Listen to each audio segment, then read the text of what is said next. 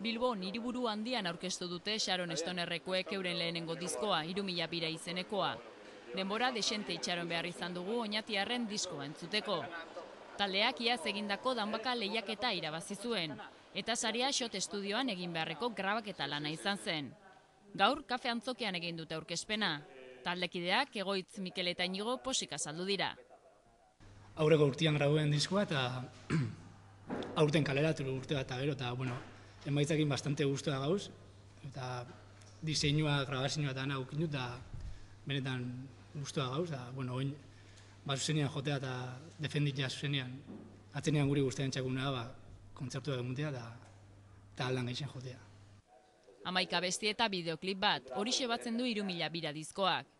Ardatza beti ere stoner rock musika izanik, kantu zuzenak, pisu handikoak eta landutako melodiadunak dira. Kantuak diala, lehen ikerrek esan dabe moan, stoner hildotik doiaz gehien bat, baina guk talde moan da bai pertsonalki be beste estilo batzuk entzuten dut, eta azkenean horrek influentzia egiten dozku musika iteoskotan. Eta sanleke hori, kantzinoak stoner hildotik doiazela gehien bat, baina dako ja beste estilo batzun ikutua, eta nahiko zuzena diala abestixak, eta melodixai be nahiko garrantzia mutixego da. Diskoaren 1100 ale kaleratu dituzte. Zuzeneko kontzertuetan salduko dituzte batzuk. Banatzaile nagusia baina Gaztelupeko hotsak izango da. Diskoetxeko arduradun Jose Felix Azkarateren esanetan, plazerra da Oñatiarrekin lan egitea. Sharon Stoner 2001an sortu zuten Inigok, Egoitzek eta Mikelek. Ordutik maketa batzuk grabatu eta kontzertuak ematen ibili dira. Patxadaz, baina etenik gabe, ibilbide polita egin dute.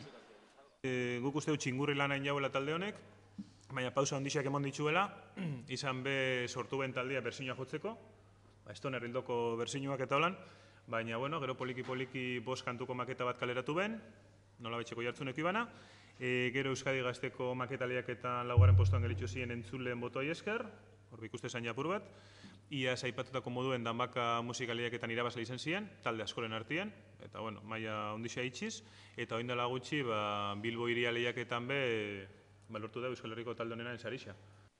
Bilbo Hiria Rock lehiaketan irabazitako sariari esker, azken arrok jaialdi ospetsuan joko du Sharon Stonerrek.